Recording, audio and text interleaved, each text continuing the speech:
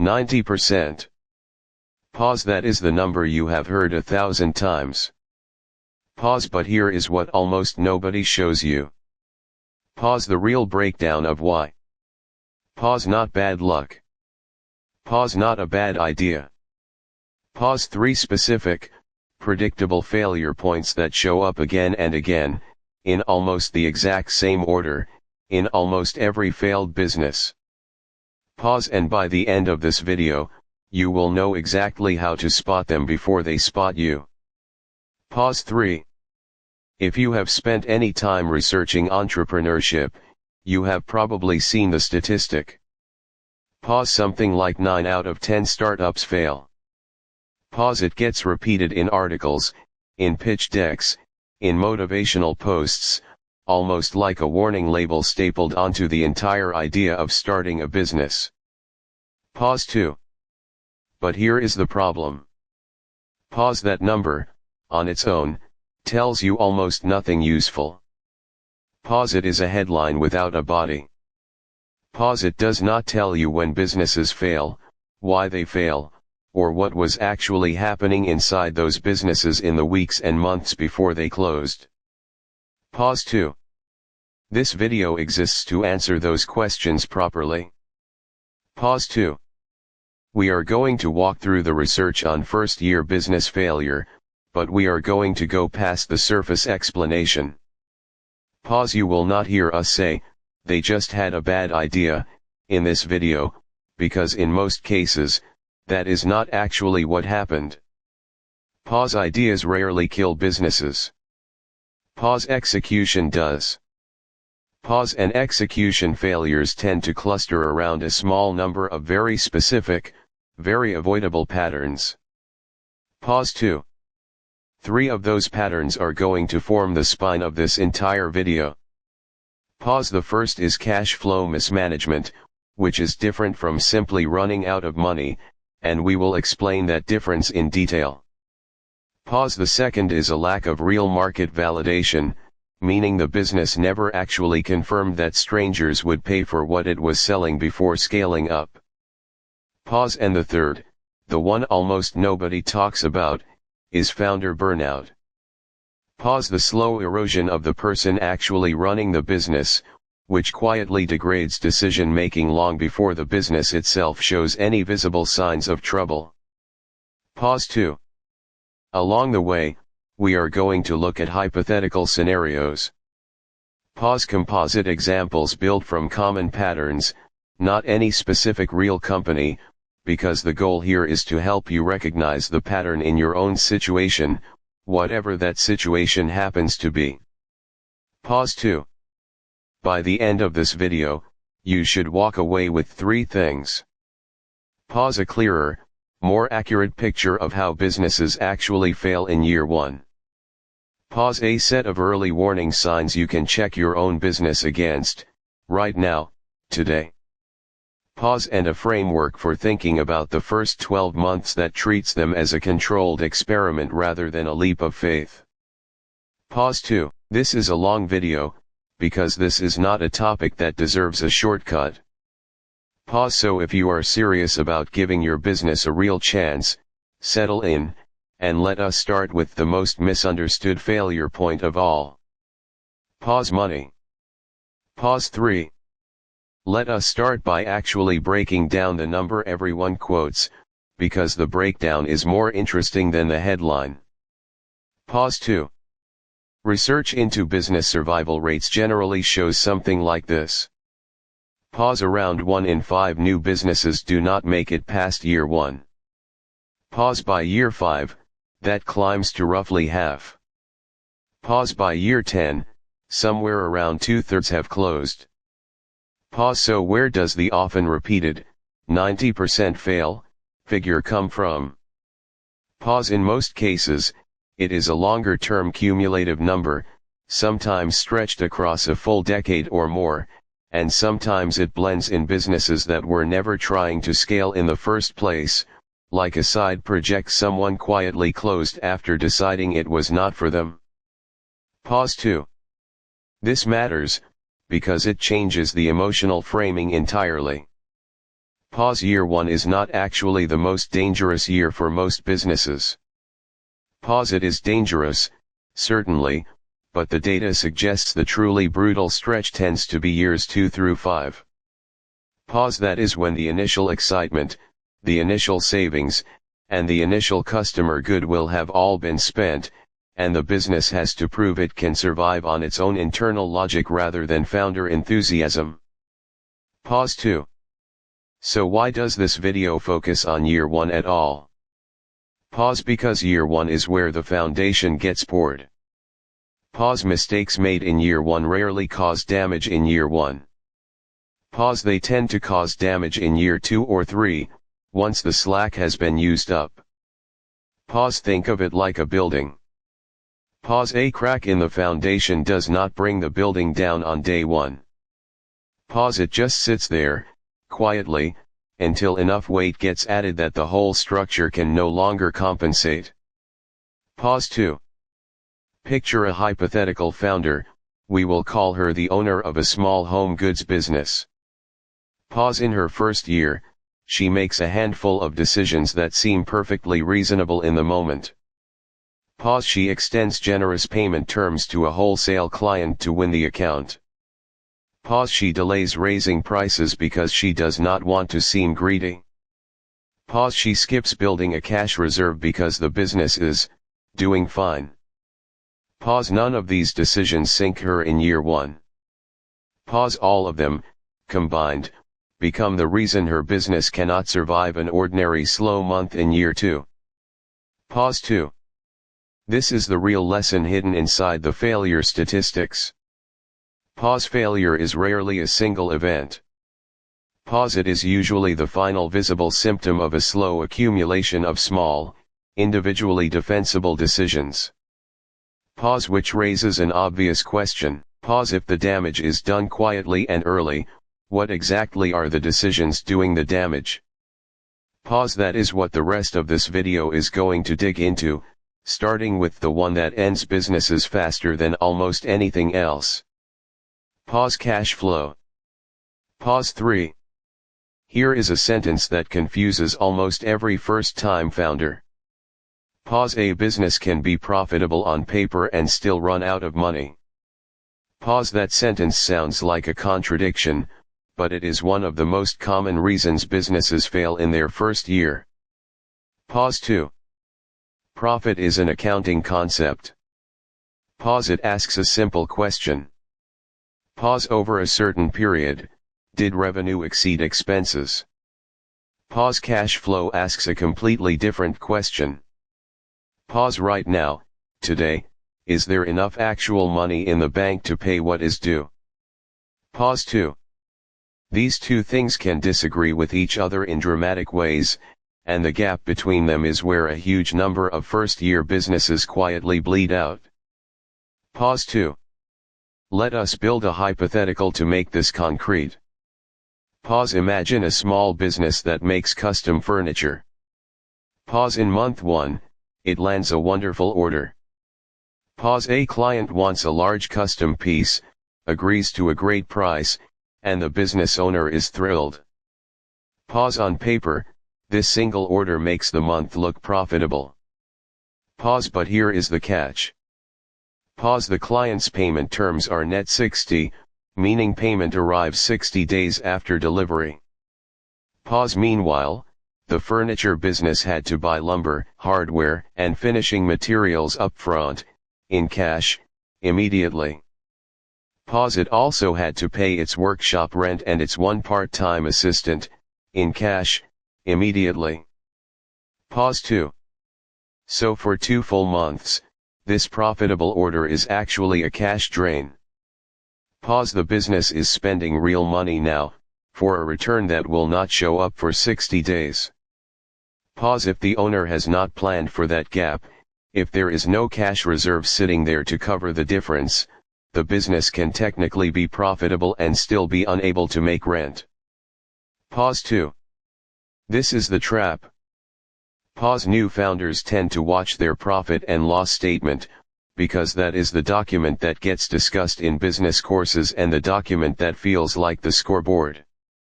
Pause. But the document that actually determines whether the doors stay open is the cash flow statement, which tracks the timing of money moving in and out, not just the eventual totals.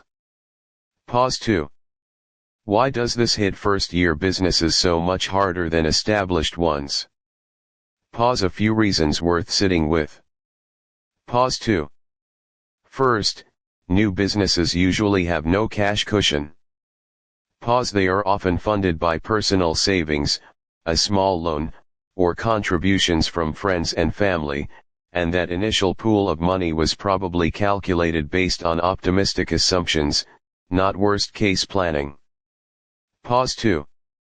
Second, new businesses tend to have the least negotiating power over payment terms. Pause. A large client can often dictate net 60 or net 90 payment terms to a small supplier, simply because the client has the leverage and the small business needs the relationship. Pause 2. Third, and this is subtle, growth itself consumes cash. Pause. This sounds backwards, but it is one of the more dangerous patterns in year one. Pause. Every new client, every new order, every expansion into a new product line requires spending money before that money is recovered. Pause. A business that is doing great, landing new clients every week, can actually be accelerating itself toward a cash crisis, because each new win requires more upfront spending than the last one returned. Pause 2. So what is the practical fix here? Pause. It starts with separating two questions that founders often blend together. Pause. The first question is, are we making money? Pause. The second, much more urgent question is, do we have enough cash to cover what is due in the next 30, 60, and 90 days? Pause. A founder who tracks only the first question is flying with half the instruments turned off. Pause 2. A simple, almost old-fashioned habit that tends to separate survivors from year one failures is the rolling cash flow forecast. Pause. Nothing complicated, just a running estimate, updated weekly, of expected cash in and expected cash out for the next few months. Pause. It will never be perfectly accurate. Pause. That is not the point.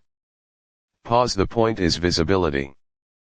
Pause. A founder who can see a cash shortfall coming 8 weeks out has options.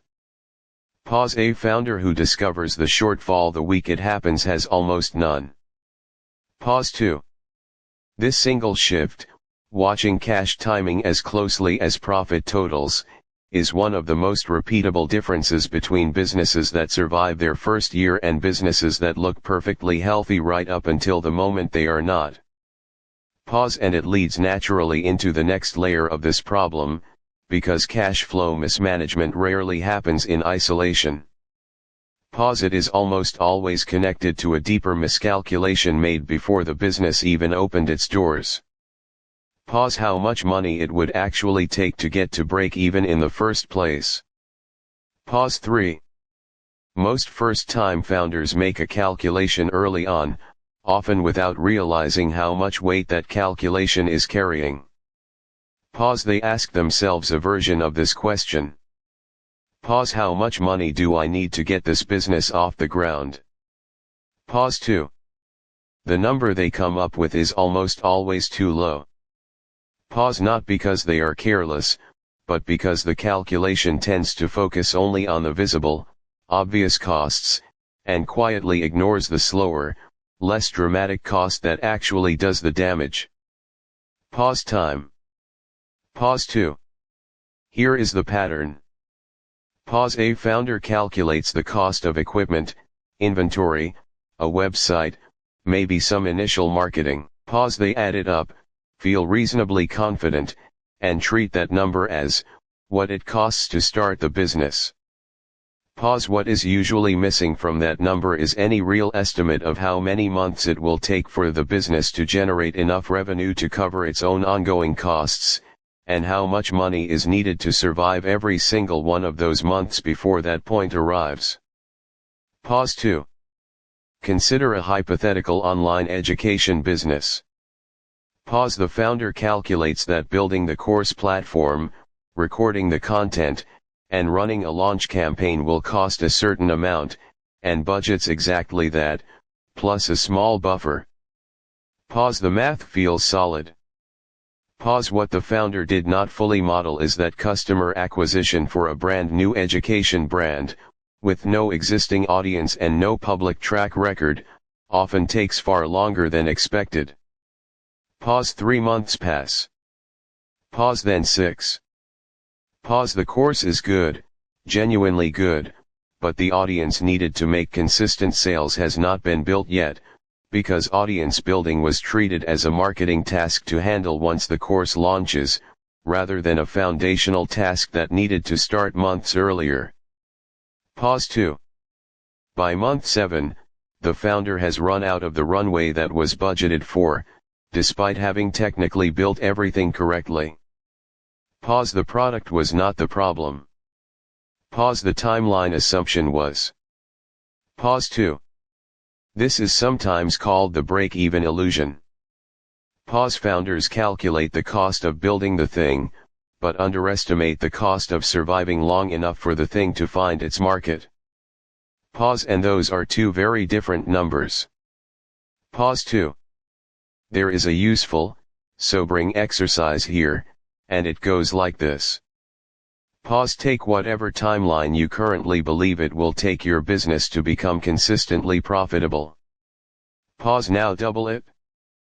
Pause. Then ask yourself honestly, could the business, and could you personally, survive financially for that doubled length of time? Pause. If the answer is no, that is not a reason to panic, but it is an extremely important piece of information to have before you are 6 months in rather than after. Pause. 2. Why double it specifically? Pause. Because research and repeated founder experience both point in the same direction. Pause. Nearly everything about a first-time business takes longer than planned. Pause. Customer acquisition takes longer. Pause. Word of mouth takes longer. Pause. Building trust with a cold audience takes longer. Pause. Even operational tasks, like fulfilling orders smoothly or getting comfortable with bookkeeping, take longer than the founder originally imagined, because year 1 is also the year the founder is learning to run a business, not simply running one. Pause. 2. This connects directly back to the cash flow problem from the previous section, but it adds an important layer. Pause. Cash flow mismanagement is often framed as a tracking problem, as though better spreadsheets would have solved it. Pause. Sometimes that is true. Pause. But just as often, it is actually a forecasting problem from day one. Pause. The business was underfunded for the realistic timeline before it ever opened, which means no amount of careful tracking during the year could have saved it, because the runway was simply too short from the very beginning. Pause. 2. This is why founders who are serious about being in the surviving percentage tend to treat their initial funding calculation as a stress test rather than a budget.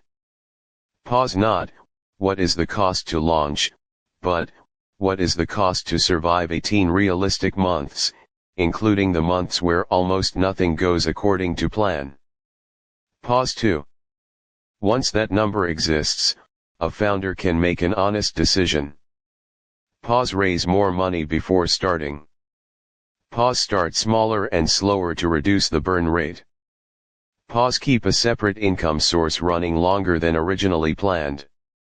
Pause. Or, in some cases, conclude that the timeline genuinely does not work yet, and that is valuable information too, because discovering that before opening the doors is infinitely cheaper than discovering it in month 9. Pause. 2.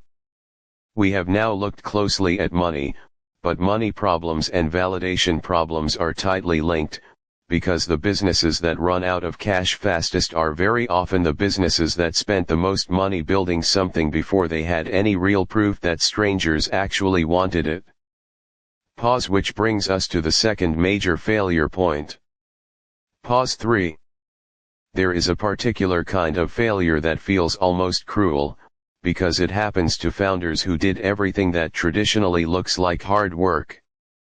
Pause. They built a polished product. Pause, they designed a clean brand.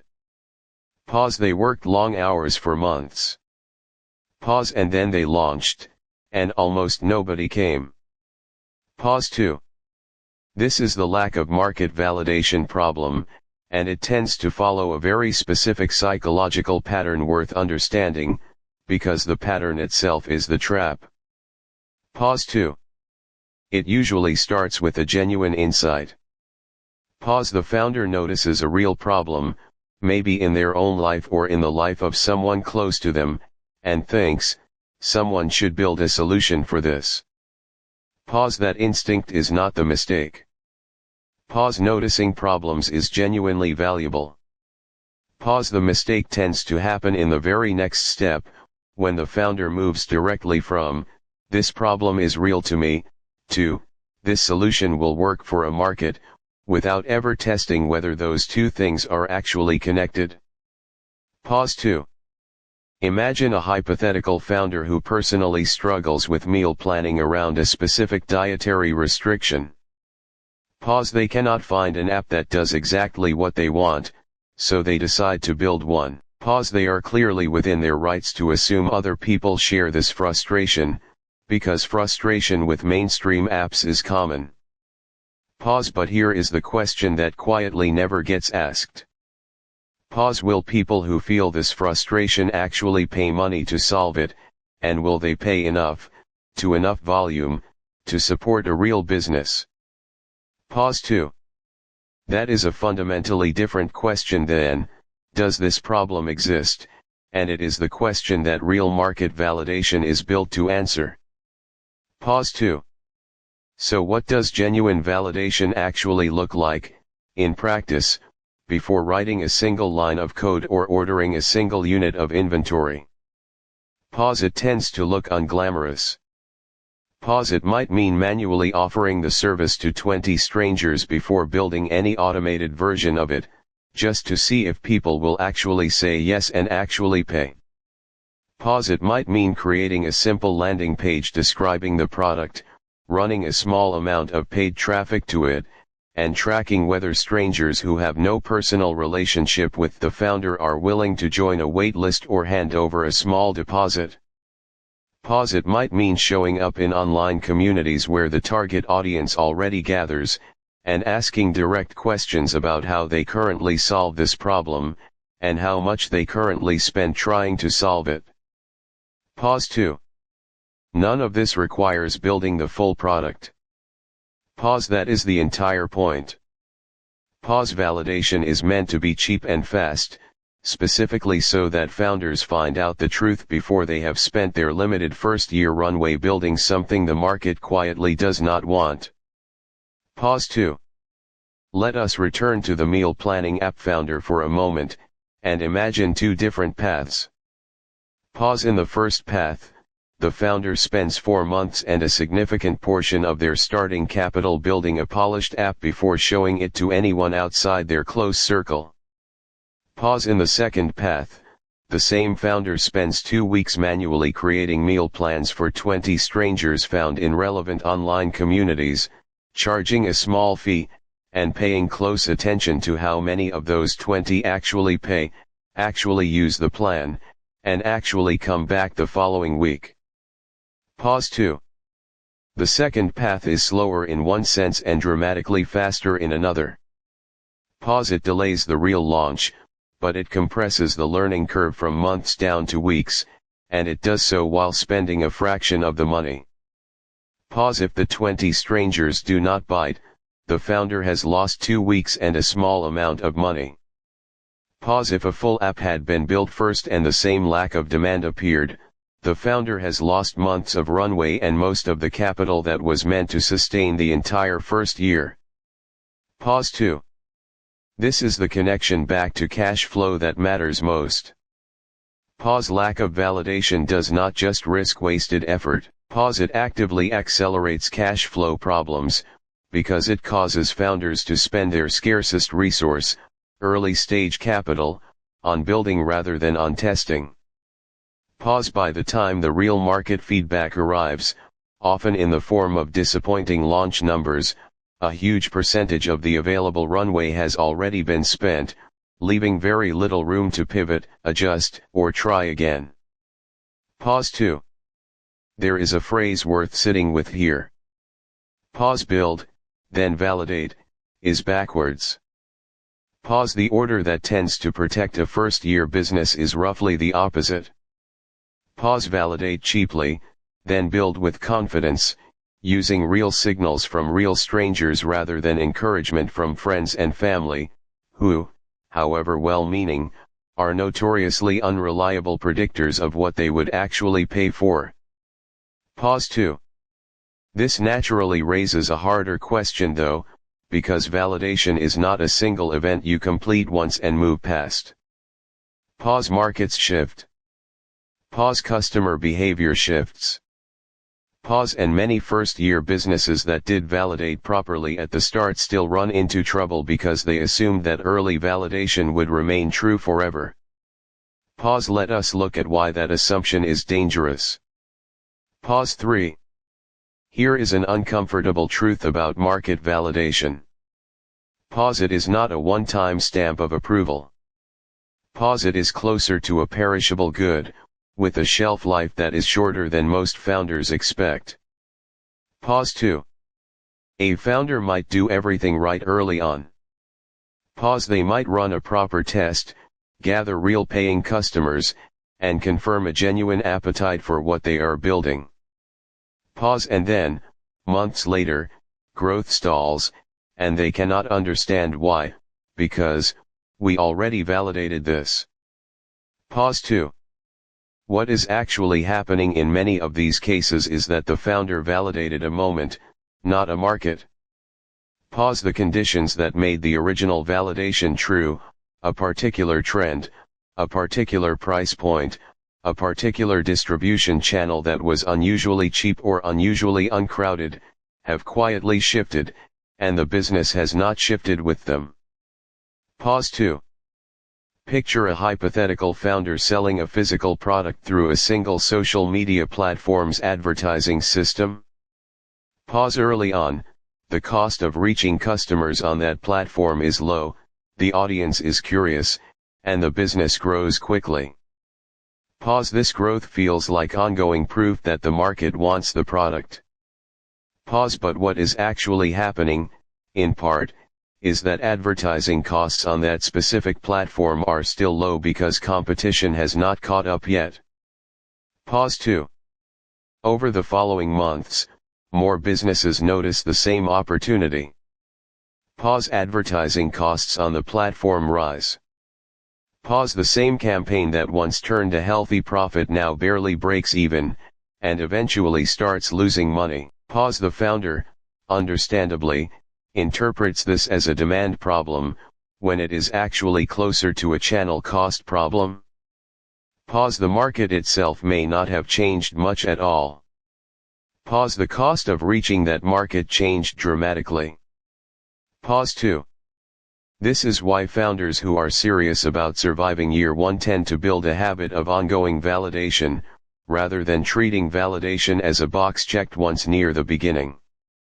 Pause that means continuing to ask, on a regular basis, whether the assumptions the business was built on are still holding true.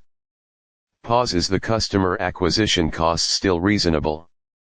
Pause are customers still buying for the same reasons they originally said they were buying? Pause has a competitor entered the space and changed what customers expect to pay? Pause 2. There is a particular danger zone worth naming directly, sometimes described as premature scaling.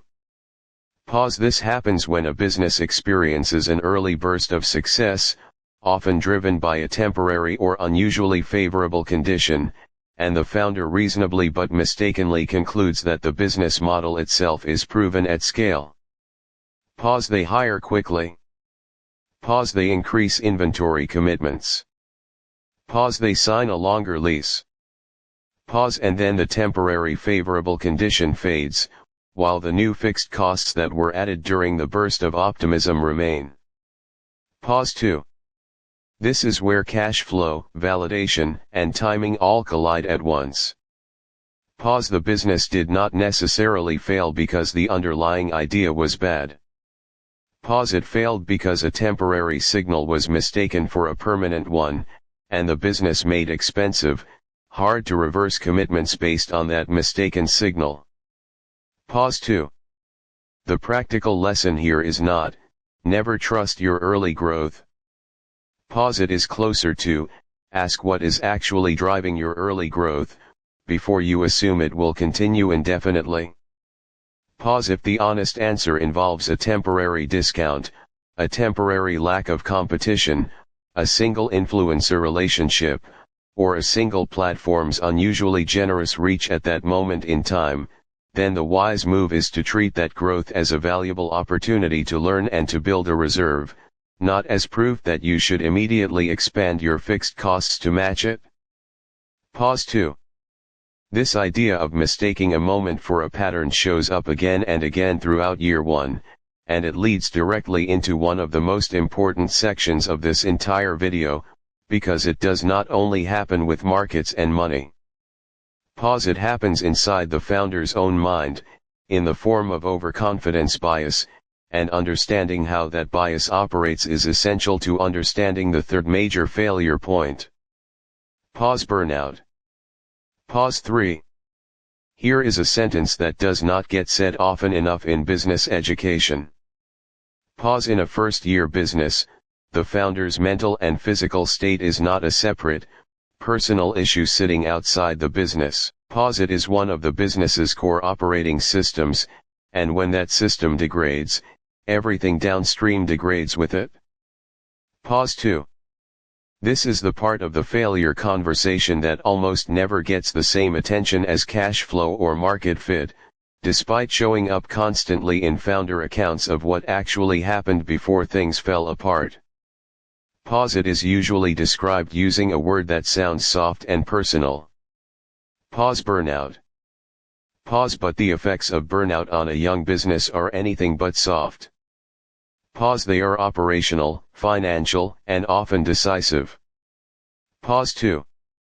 Let us define what we actually mean here, because burnout is frequently misunderstood as simply being tired.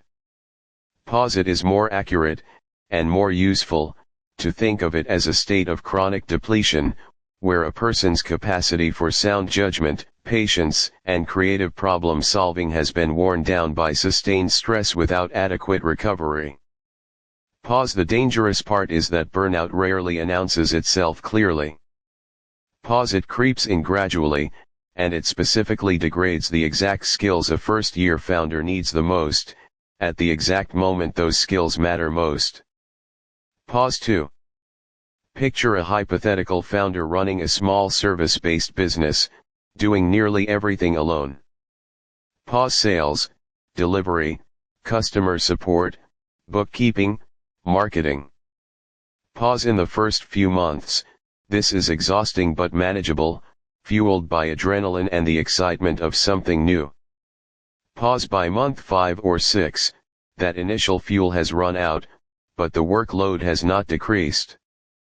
Pause. If anything, it has grown, because the business now has more clients to manage, more obligations to track, and more complexity than it did at the start. Pause 2. This is where the quiet damage tends to begin. Pause. A burned-out founder does not usually make one single, dramatic, catastrophic decision. Pause. Instead, they tend to make a steady stream of slightly worse decisions, day after day.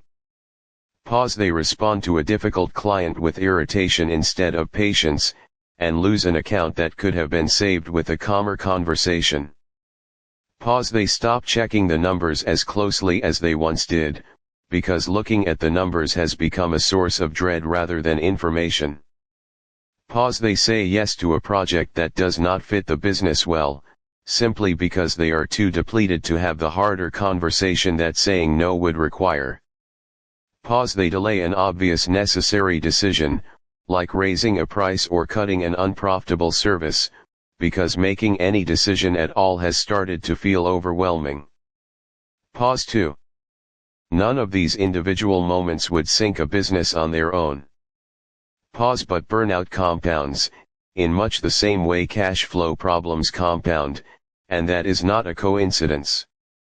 Pause burnout and cash flow stress are deeply intertwined, each one making the other worse. Pause financial stress is one of the most reliable accelerants of founder burnout, and a burned out founder is significantly more likely to make the kind of cash flow mistakes we discussed earlier, because exhausted decision making tends to favor short-term relief over long-term stability. Pause skipping the cash flow forecast because it feels like one more draining task. Pause avoiding a difficult pricing conversation because confrontation feels unbearable in a depleted state. Pause accepting a client's slow payment terms without negotiating, simply because pushing back requires energy that is no longer there. Pause 2. This creates a feedback loop that deserves to be named clearly. Pause financial stress contributes to burnout. Pause burnout contributes to poor decisions. Pause poor decisions contribute to more financial stress. Pause round and round, often invisibly, until the business shows a visible symptom, at which point the founder, and often outside observers too, tend to misdiagnose the actual root cause. Pause they will point to the missed payment, or the lost client, or the abandoned marketing plan, and call that the reason the business failed. Pause but that visible event is frequently just the final domino, not the first one. Pause 2. So what actually helps here, in practical terms? Pause the research on this is fairly consistent, even if it is rarely framed as business strategy. Pause founders who build in deliberate recovery time, who maintain relationships and support systems outside the business, who set working hour boundaries even when it feels uncomfortable, and who separate their sense of personal worth from the daily performance of the business, tend to make steadier, more sustainable decisions over the full course of year one. Pause not because they work less hard in some abstract sense, but because their judgment stays more intact when it matters most. Pause 2. This might be the single most underrated piece of business advice that exists, specifically because it does not sound like business advice. Pause it sounds like wellness advice, or personal advice, and many founders mentally file it under, nice to have, rather than, operationally necessary. Pause but if the founder is, functionally, one of the business's most important pieces of infrastructure in year one, then protecting that infrastructure is not separate from running the business well. Pause it is a core part of running the business well. Pause 2.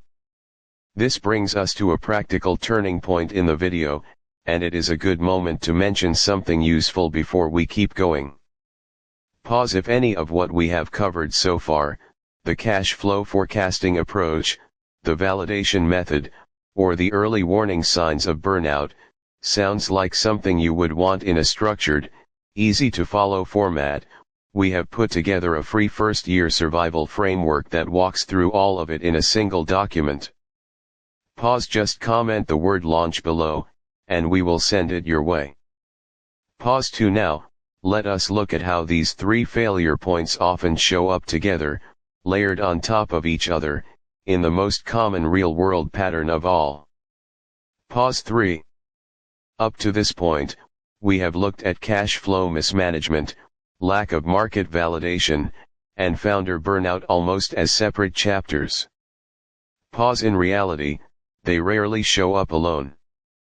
Pause the most common pattern in failed first-year businesses is not one of these three problems acting in isolation. Pause it is all three, layered together, each one quietly making the others worse. Pause 2. Let us walk through a single hypothetical business from start to finish, watching how this compounding actually unfolds. Pause 2. Imagine a founder launching a small subscription box business, curated products shipped to customers monthly. Pause the founder has a genuine passion for the niche and a real eye for product selection. Pause in month 1, the business launches with a modest but encouraging number of subscribers, gathered mostly through friends, family, and a small amount of social media buzz. Pause 2. The early sign-up numbers feel like validation. Pause. They are not quite the same thing, but it is easy to see why the founder reads it that way. Pause. Excited. The founder commits to a larger inventory order than the current subscriber count strictly requires, reasoning that growth is clearly coming and it would be inefficient to order small batches repeatedly. Pause. This is the first crack. Pause. A scaling decision made on the assumption that early friendly network sign-ups represent proven, ongoing market demand, rather than treating them as a starting hypothesis still to be tested with strangers. Pause 2. The larger inventory order consumes a significant portion of the starting capital, immediately tightening the cash position. Pause. Meanwhile, growth beyond that initial friendly network turns out to be considerably harder than expected. Pause. Strangers do not convert at the same easy rate as people who already know and like the founder personally. Pause. This is the lack of validation problem reasserting itself, the gap between, people who like me will try this, and, the broader market wants this enough to pay repeatedly, now showing up as a real, measurable shortfall in expected revenue. Pause 2. By month 4, cash is tighter than projected. Pause. The founder, now working long hours trying to personally drive growth through direct outreach and content creation, on top of fulfilling existing orders, starts to feel the early signs of depletion. Pause. Sleep suffers. Pause. Patience with customers thins. Pause. A few support emails go unanswered for longer than they should, and a couple of subscribers churn, frustrated by the silence, without the founder even realizing why at the time. Pause 2. This is the burnout layer arriving on schedule, right as the cash flow pressure is peaking, which is exactly when sound judgment is needed most and exactly when it is least available. Pause 2. Now the founder faces a decision that needed real clarity, and does not have it. Pause. Cut losses on the large inventory commitment, accepting a financial hit but stabilizing the business. Pause. Push forward and hope growth eventually catches up to the inventory level, essentially betting the remaining cash reserve on an unconfirmed assumption. Pause. Or attempt some combination of both, half measures that solve neither problem fully. Pause 2. Exhausted and financially stretched, the founder chooses the second option, the one that requires the least immediate difficult action, which is a very common choice under depletion, even when it is not the wisest one. Pause. A few more months pass. Pause. The inventory does not move as projected. Pause. Cash runs critically low. Pause. By month 8 or 9, the business closes. Pause 2. If you ask this hypothetical founder afterward what went wrong, they might say something like, the market just was not as big as I thought. Pause. That is technically true, but it is incomplete. Pause. The deeper truth involves 3 compounding failures. Pause. An inventory and cash decision made on unvalidated assumptions. Pause. A validation gap between friendly early adopters and the broader cold market.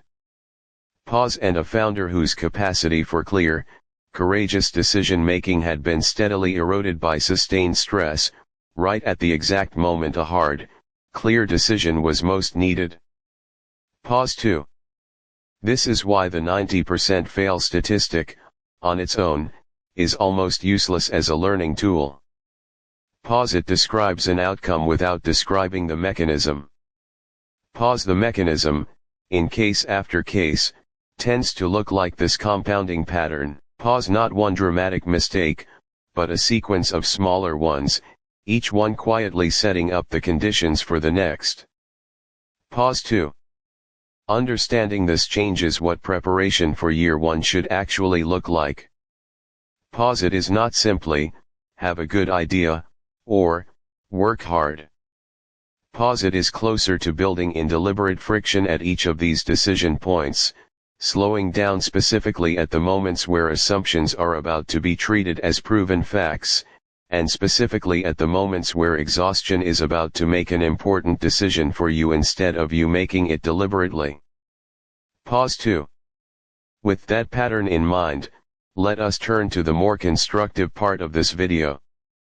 Pause. What does the 10%, the businesses that do make it through year 1 successfully, actually tend to do differently? Pause 3. If failure tends to follow a compounding pattern, survival tends to follow a counter pattern, one built around a few specific, learnable habits rather than some rare personality trait or unusual stroke of luck. Pause 2. The first habit worth naming is treating the first year as a series of small, falsifiable experiments rather than one large irreversible bet. Pause. Survivors tend to ask, before committing real money, what would have to be true for this decision to make sense, and how can I cheaply check whether that is actually true? Pause. This is the validation mindset from earlier in the video, but applied continuously, to pricing decisions, to inventory decisions, to marketing channel decisions, not just to the original core business idea. Pause 2. The second habit is maintaining what might be called a visible cash horizon. Pause. Survivors tend to know, at almost any given moment, roughly how many weeks or months of operating cash remain if revenues stayed completely flat. Pause. This single number, tracked consistently, tends to prevent a huge share of the worst-case scenarios, because it turns an abstract worry into a concrete, trackable figure. Pause. A founder who knows they have 14 weeks of runway can make a calm, deliberate decision in week 1 of a slowdown. Pause. A founder who has no idea how much runway exists tends to discover the crisis only once it has already arrived. Pause 2. The third habit is building in recovery as a planned, non-negotiable part of the operating rhythm, rather than something that happens only after a collapse. Pause. This might look like a firm, protected day off each week, regardless of how tempting it feels to work through it. Pause. It might look like deliberately scheduling lighter weeks during predictably slower periods of the business, rather than always working at maximum intensity. Pause. It might look like maintaining a support network, whether that is a mentor, a peer group of other founders, or simply close relationships outside the business, that provides perspective when the founder's own judgment is too close to the situation to see clearly. Pause 2. The fourth habit is treating early growth signals with healthy skepticism rather than immediate celebration. Pause. This does not mean ignoring good news. Pause. It means asking what specifically is driving the good news, before assuming it will continue, and before making expensive, hard-to-reverse commitments based on it. Pause 2.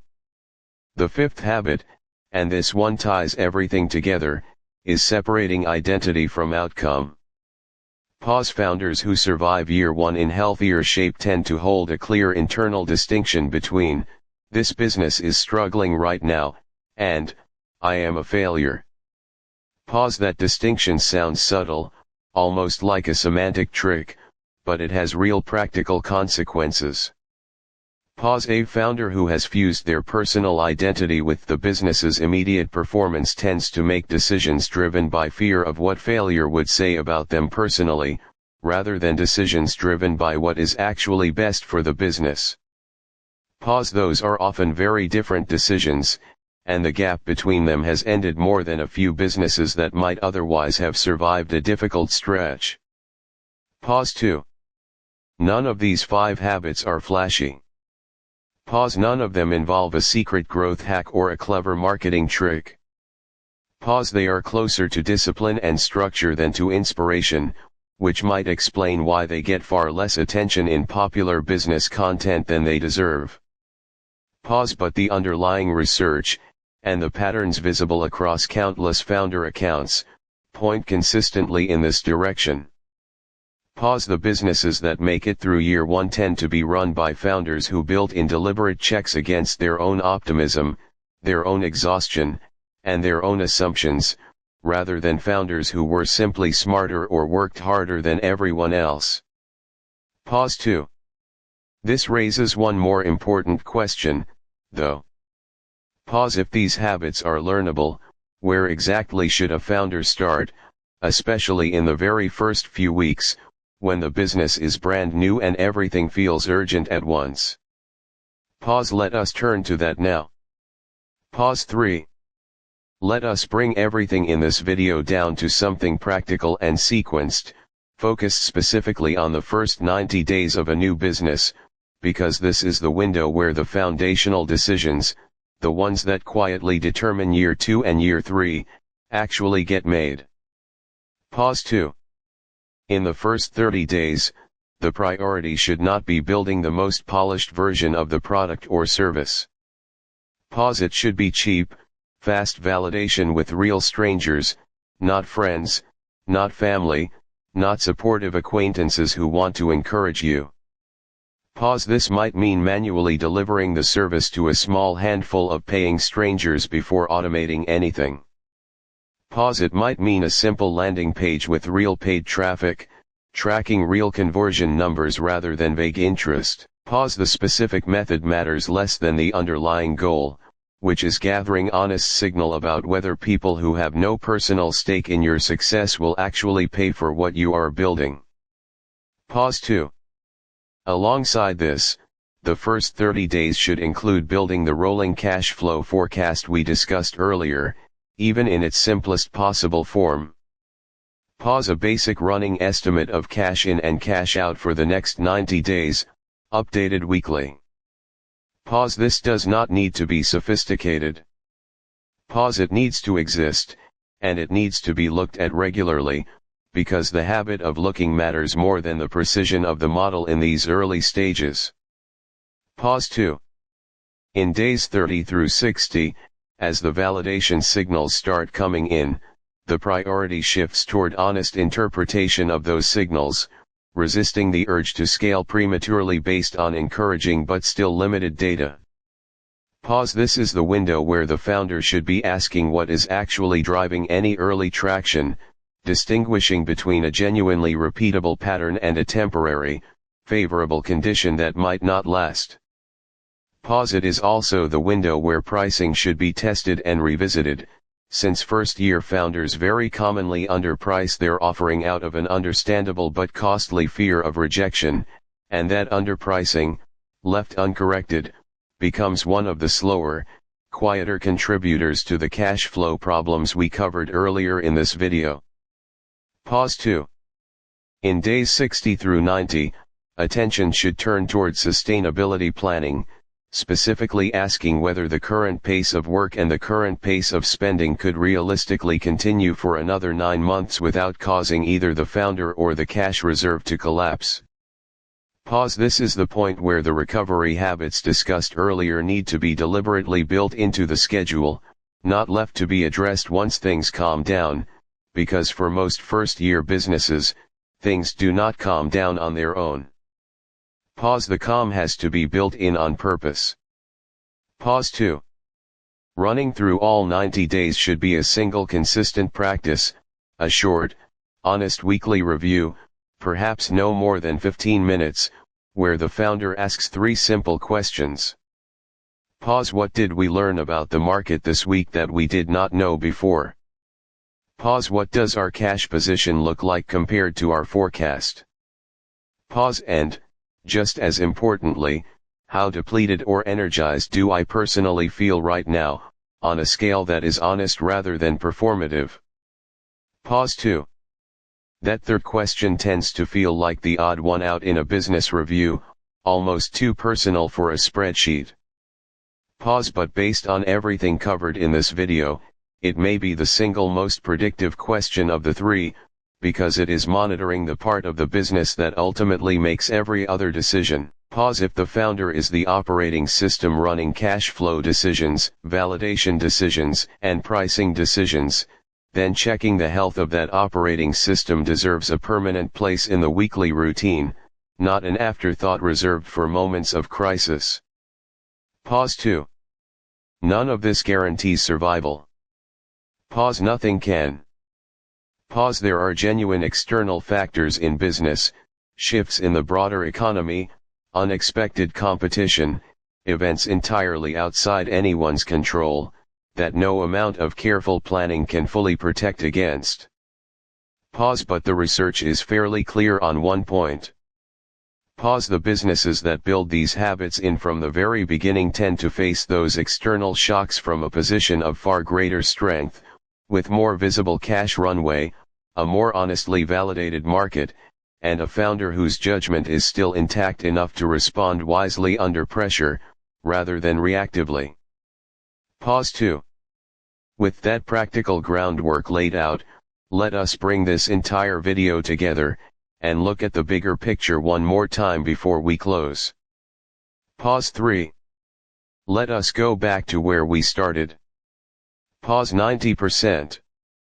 Pause. The number that gets repeated everywhere, almost always without context, almost always framed as a warning meant to either scare people out of starting or to make eventual failure feel inevitable. Pause 2. By now, hopefully, that number looks different than it did 20 minutes ago. Pause. It is not a verdict handed down on entrepreneurship as a whole. Pause. It is the aggregate result of thousands of individual decision patterns, repeated across countless businesses, in three main categories. Pause. Cash flow timing misunderstood or left untracked. Pause. Market demand assumed rather than tested with real strangers and real money. Pause. And founder capacity treated as infinite, until it quietly was not, at the exact moment clear judgment was needed most. Pause 2. Every one of those three categories is something a founder can actually see coming, and actually plan against, well before the consequences arrive.